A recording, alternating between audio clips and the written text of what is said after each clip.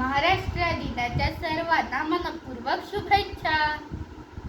उदय जो महाराष्ट्र दिन आपण कधीपासून साजरा करतो? त्याच्या अगोदर काय महाराष्ट्र नव्हतं का? मस्त प्रश्न विचारला. त्याच्या अगोदर महाराष्ट्र होता की नाही, तर पहिला तुझा जो प्रश्न होता महाराष्ट्र दिन आपण कधीपासून साजरा करतो, त्याचं उत्तर 1960 1960. बाबा, 1960पासून आपण महाराष्ट्र दिन साजरा करतो. 1 मे, आज 1 मे की नाही, हो 1 मेपासून 1 मे 1960ला महाराष्ट्र राज्य झालं. तर त्याच्या अगोदर काय होतं? त्याच्या अगोदर आपल्याला स्वातंत्र्य मिळालेलं होतं 1947मध्ये, हो. बरोबर आहे ना. तर ब्रिटिशांची जी पद्धत होती काय नाही, ब्रिटिशकालीन जो भारत होता तो 17 स्टेट्समध्ये डिवाईड होता. म्हणजे छोटी छोटी शहरं, म्हणजे मुंबई प्रांत, मद्रास प्रांत, कलकत्ता प्रांत, असे बरेच प्रांत होते.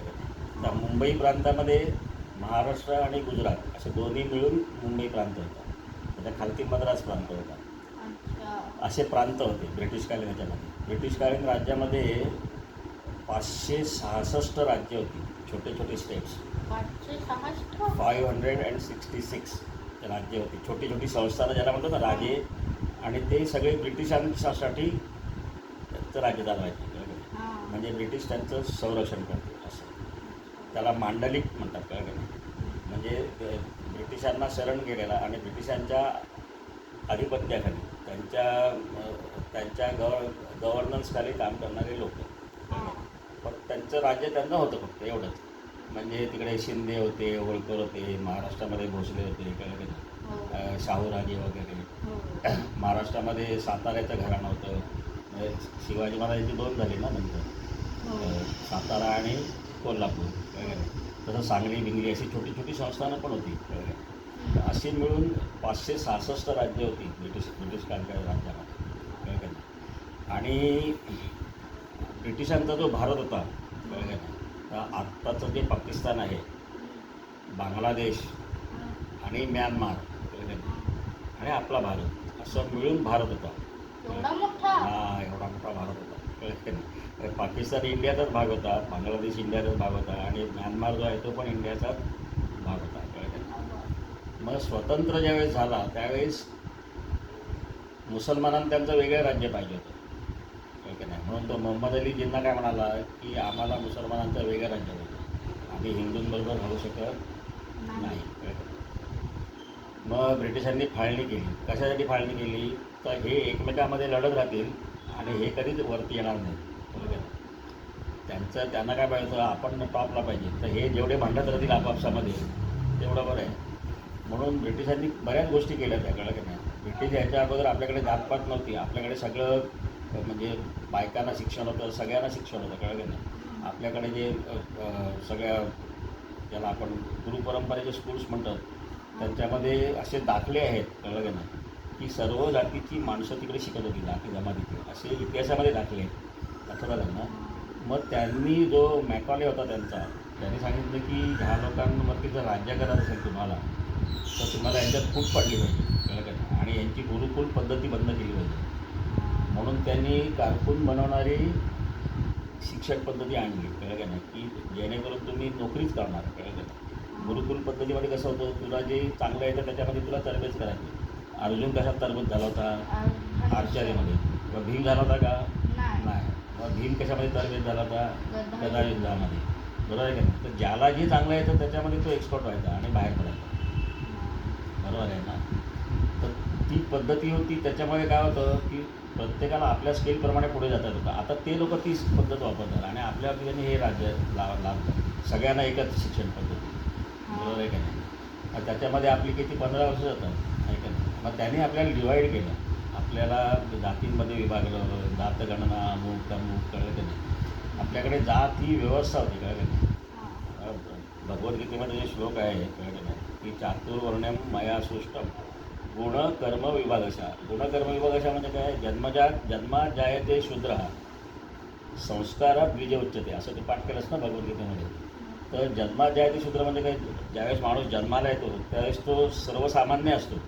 मग संस्कारांमधनं तो क्षत्रिय होतो, वैश्य होतो, म्हणजे ज्याला धंदा करावा असा वाटतो तो वैश्य, ज्याला लढाई करायला आवडते तो क्षत्रिय, कळलं का नाही, ज्याला शिकायला आवडतं, ज्याला लोकांना शिकवायला आवडतं तो ब्राह्मण, कळलं का नाही, जो विद्येमध्ये पारंगत आहे तो, आणि ज्याला बाकीची काही जमत नाही यातलं आणि बाकीची साधी साधी कामं करतात तो शूद्र झाला, कळलं का नाही.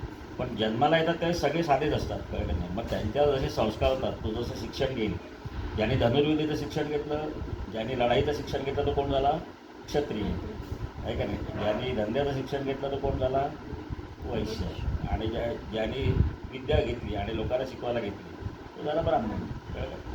तर अशी पद्धत होती आपल्याकडे, कळलं का नाही, की प्रत्येकाच्या गुणानुसार त्यांनी ते व्हायचं, कळलं का. म्हणजे आता समजा आडनाव काळे आहे, आडनाव पटवर्धन आहे, आडनाव बोंद्रे आहे, बरोबर आहे, आणि तो समजा तो चप्पलचा व्यवसाय करतोय, कळलं का नाही, आहे का नाही, म्हणजे काळे चप्पलवाले अमुक तमुक, कळलं का नाही, किंवा तो दुसरा कुठला तरी सोनाराचा धंदा करतो, मग तो कोण झाला, सोनार झाला. आडनावानी वेगळं आहे पण धंद्यानी वेगळा झाला तो, बरोबर आहे. हां, तर सांगायचा मुद्दा असा की ब्रिटिशांनी हे सगळे उद्योग केले आणि आपल्यामध्ये फूट पडली होती, बरोबर आहे ना, की हे परत सगळे एकत्र येऊ नये. आता हे ब्रिटिशांचं राज्य आपल्या ते कधी आलं, तर 1956चा जो स्वातंत्र्य संग्राम झाला होता, झाशीची राणी लक्ष्मीबाई, तात्या टोपे वगैरे तू वाचलेले आहेस ना, 1856 सॉरी. तर 1856मध्ये हे पराभव झाल्यानंतर त्यांनी काय केलं, ब्रिटिशांनी त्यांची जी ईस्ट इंडिया कंपनी होती ती बरखास्त करून टाकली आणि मग इंग्लंडच्या राणीचा रूल आपल्यावरती चालू केला. पहिले ते ईस्ट इंडिया कंपनी म्हणून काम करायचे आणि त्यांचे सैनिक वगैरे वापरायचे ईस्ट इंडिया कंपनीच्या संरक्षणासाठी. मग आता त्याने काय केलं, भारतातले सगळे राजे पराभूत केले म्हटल्यानंतर त्याने डायरेक्ट इंडियावरती रूल करायला सुरुवात केली 1956पासून 47पर्यंत, बरोबर आहे ना. म्हणजे 90 इयर्स झाले, 1856पासून 47पर्यंत, 1947पर्यंत, आहे का नाही. तर म्हणजे सांगायचा मुद्दा काय की फक्त 9 वर्ष कमी राहिली होती, आहे का नाही, 100 वर्ष पूर्ण व्हायला. 91 इयर्सजवळ त्यांनी आपल्यावरती राज्य केलं, काय का नाही. शेवटची काही वर्ष होती ती त्यांना सोडूनच जायचं होतं, कळलं का नाही. कारण सगळीकडे ब्रिटिशांच्या विरुद्ध उठाव चालू होते सगळ्या आपल्या ऑल ओव्हर वर्ल्ड. जिथे जिथे त्यांचं राज्य होतं त्यांचं राज्य कुठेच मावळत नाही असं म्हणत होते, कळलं का नाही. एका ठिकाणी त्यांचं राज्य होतं, म्हणजे जिथे सूर्य जाईल तिथे त्यांचं राज्य क्रिकेट. म्हणजे आता आपल्याकडे सूर्य आहे का नाही, तर अमेरिकेमध्ये सूर्य आहे का, नाही, अमेरिकेमध्ये रात्र आहे का नाही. मग आपल्याकडे रात्र असेल तर अमेरिकेत सूर्य आहे, मग तिकडे पण त्यांचं राज्य. हां, असं सांगायचा मुद्दा असा आहे. म्हणजे सूर्य जिथे जिथे जाईल तिकडे त्यांचं राज्य आहे, त्यांच्या राज्यावर सूर्य कधी मावळत असं म्हणायचं. तर हे आपलं राज्य टिकावं म्हणून त्यांनी बरेच उद्योगधंदे पण सगळ्या गोष्टी केल्या, कळलं का नाही. पण शेवटी आपली संस्कृती एवढी स्ट्रॉंग होती, कळलं का नाही. आपण या सगळ्याला पूर्ण उरलो. तो पाकिस्तान झाला त्या जिनामुळे, त्यांनी सांगितलं आम्हाला मुसलमानांचं वेगळं राज्य पाहिजे. मग तसंच जिकडे बंगालमध्ये मुसलमान जिकडे जास्ती होते तिकडे पूर्व पाकिस्तान झाला, पश्चिम पाकिस्तान आणि पूर्व पाकिस्तान, कळलं का नाही. आणि मग तो म्यानमार तिकडे वेगळा झाला. तर त्यावेळी आपल्याकडे ही जी काही स्टेट्स होती ब्रिटिशांच्या काळाची तीच चालू होती. कधी कुठपर्यंत 1956पर्यंत. 1956च्या अगोदर 3 वर्ष अगोदर 1953ला आंध्र हे पहिलं राज्य, भाषेप्रमाणे स्थापन झालेलं पहिलं राज्य आंध्र प्रदेश. की त्यांनी सांगितलं की आम्ही ही भाषा बोलतो तर आमचं वेगळं राज्य पाहिजे आम्हाला, आम्हाला हे बंगाल राज्यामध्ये किंवा मद्रास राज्यामध्ये आम्हाला नको आहे, आमचं वेगळं राज्य. मग ती आयडिया उचलली आणि इंडियन गव्हर्नमेंटनी 1956ला भाषेप्रमाणे परांतराचं काम, म्हणजे जिथे जी भाषा बोलली जात असेल ते त्या लोकांचं तिकडे राज्य, ते स्टेट्स ते स्टेट बनवायचे, बरोबर आहे. मग आता किती स्टेट आहेत आपल्याकडे, 28. हां. आणि जिकडे स्टेट नाही तिकडे कोणाचं राज्य असतं, केंद्रशासित. हां, त्याला काय म्हणतात, केंद्रशासित. ते किती आहे, 8. हां. म्हणजे 36 टोटली वेगळे हे आहेत आपल्याकडे, ठीक आहे ना. ज्याला म्हणतो राज्य म्हणतो, तर त्यातले 28 खरी राज्य आणि 8 आहेत ती केंद्रशासित, बरोबर आहे ना. म्हणजे पांडेचेरी, गोवा, गोवा नाही सॉरी गोवा स्टेट्स आहे, पांडेचेरी आणि ते काय दीव दमण वगैरे जे आहेत, दिल्ली सगळे. तर गोवासुद्धा स्वतंत्र नव्हतं, कळलं की नाही. गोवासुद्धा नंतर स्वतंत्र झालं, म्हणजे पोर्तुगीजांच्या अंमलाखाली होतं ते, कळलं की नाही. भारत स्वतंत्र झाला परंतु बरेच गोष्टी ज्या होत्या, आता पांडिचेरीला फ्रेंचांचं राज्य होतं, इकडे पोर्तुगीजांचं राज्य होतं, कळलं का नाही? हो. आणि हैदराबादचा निजाम आणि जुनागडचा एक राजा होता, तो पण आपल्यात सामील व्हायला तयार नव्हतो. मग शेवटी काय केलं, वल्लभभाई पटेलनी सैन्य पाठवलं होतं, कळलं का नाही? आणि ते आपल्यामध्ये आले. जम्मू काश्मीरला पण ते झालं, ते मुसलमान होते, हा आमचा आहे आमचा आहे म्हणून, कळलं का नाही? पण तिकडचा राजा हरिसिंह होता, कळलं का नाही? त्या हरिसिंहाने सांगितलं की मला भारतात सामील व्हायचं, कळलं का नाही? आणि तो भारतात सामील झाला. मग त्यावेळेस त्यांनी थोडी गडबड करून पाकिस्तानी लोकांनी आपलं सैन्य पाठवलं आणि आपला औरंगाबाद कॅप्चर करून ठेवला. त्याला आपण POK म्हणतो, हो. पाक पाकिस्तान ऑक्युपाईड काश्मीर. हां, कळलं का नाही? ते त्यांनी गडबड थोडीशी केली, कळलं का नाही? असो, सांगायचा मुद्दा काय की उरलेला जो आता हा भारत होता, म्हणजे पाकिस्तान गेलं, बंगाल गेलं, कळलं का नाही? पूर्व बंगाल, जो तो काय झाला पूर्व पाकिस्तान, आता तर बांगलादेश आणि म्यानमार गेलं. आता हे जे उरलेले होतं त्याचे 28 राज्य आहेत आणि ते 8 केंद्रशासित, बरोबर आहे ना? तर 1956ला जी भाषावार प्रांतरचना झाली, त्याच्यामुळे जिथे जिथे जे जे भाषिक जास्ती आहेत त्यांची राज्य झाली. पण मुंबई प्रांत जो होता त्याच्यामध्ये गुजरात होता, मुंबई होती आणि महाराष्ट्र होता, कळलं का? तर मुंबईमध्ये मराठी जास्ती बोलली जाते, काय ठिकाणी थोडेसे गुजराती आहेत असे पॉकेटमध्ये, परंतु गुजराती बोलणारे लोक तिकडे वरती आहेत जास्ती, बरोबर आहे ना? त्या बाजूला म्हणजे पालघरच्या पुढच्या बाजूला, बरोबर आहे का नाही?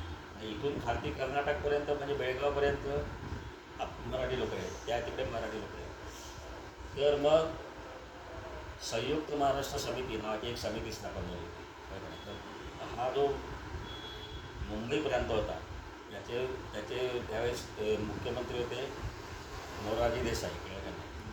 आणि आपण तसं मुक्त महाराष्ट्राने मुंबईसह महाराष्ट्र झाला पाहिजे, म्हणजे बाकीचं गुजरात यांना जाऊ दे, हा मुंबई जी आहे ती महाराष्ट्राला मिळाली पाहिजे.